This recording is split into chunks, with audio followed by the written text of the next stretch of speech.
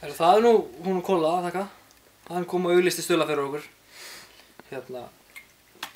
Sagði okkur frá að Stulli væri kvikmyndahátíðinni Stulla á Akureyri var að bjóða upp á stuttmyndakeppni. Þemað í stuttmyndakeppninni væri grín hrollvekja.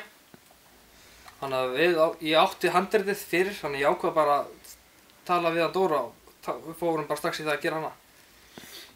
Við auðvitað ætluðum aldrei að taka þátt fyrir bara, hvað? Síðustu snúning. Já, bara á síðustu snúning sem við ákveðum það. Já, Kolbeinn eiginlega aðalega. Klipptum við, prófum að klippa hlutina í löglega lengd, sko. Já, Kolli fekk okkur bónur fyrir því að taka þátt allt í hennu, þannig. Já, því hún virkaði svo vel, 7 mínútur, sko. Já, þannig að við ákveðum bara að skella þessu í gang, sko. Andlit á glugga, þetta fjallar par, systir, Ester og Daniel sem eru heima. Ester er að passa yngstu systur sína, þangað til að geðveikur ráðmári gera brýst inn í húsið til þeirra og drepi þau og snýr kvöldinu þau algjörlega við.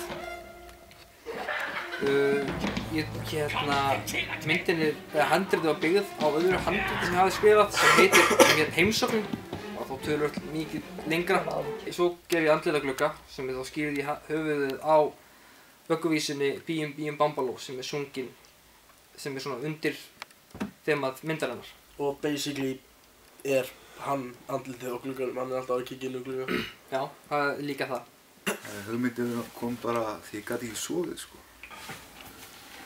Það kom að þeirra. Svo er svo geðveikur og skrifa bara það. Já, ég get voða lítið sagt það sem að Kolbeinn og Aðalheiður skrifuðu handritið að lög. Út frá lífsreynslu Kolbeins. Tannbursti sig í framann og svona. Kolbeinn sá alfarið að taka upp myndina og klippti hana bara í alla og ég leikstýrði henni bara.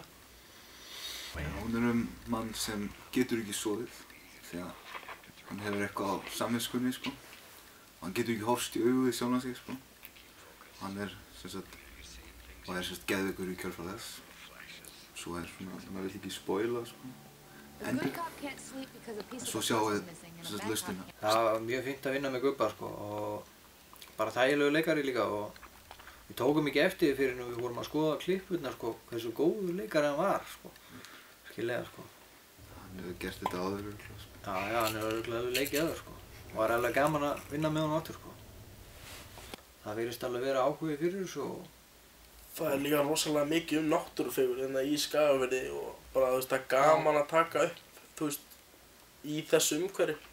Lítill bær, skemmtilegt fólk, fallegt fólk, rosalega myndalegt fólk hérna. Svo er leikfélagið mjög virkt, þannig að það er mjög skemmtilegt að fá leikarana þegar þú ert með góð samband við leikfélagið hérna. Þá eru mikið fjölbreytni og skemmtilegir leikarar sem hægt að næla sér í hérna. Og bara kunnáttan að þekkjast allir. Það er ekkert vandamál að finna sér einhvern. Ef maður er að hugsa bara, já, mig vantar leikara, þá bara fer maður bara á næsta bæ og spyr hvort hann vilji leika í myndinni minni. Þetta er ekkert vandamál, sko. Líka það er að bærinn er svona lítill og það er miklu auðveldar að fá sviðsetninguna. Þú vilt fá að taka upp í bakherji eða á sjúkrahúsi eða í skafferðingabúð. Þá er allir svo vinalegir og fúsir til að vera með, sko. Hjálpa okkur í því. Það er rosalega gaman hvað allir eru hjálpsamir og það var eins með okkur, það var rosalega auðvelt að fá bara, að koma þarna margoft á Hótel Tindastól og það var ekkert mál, sko.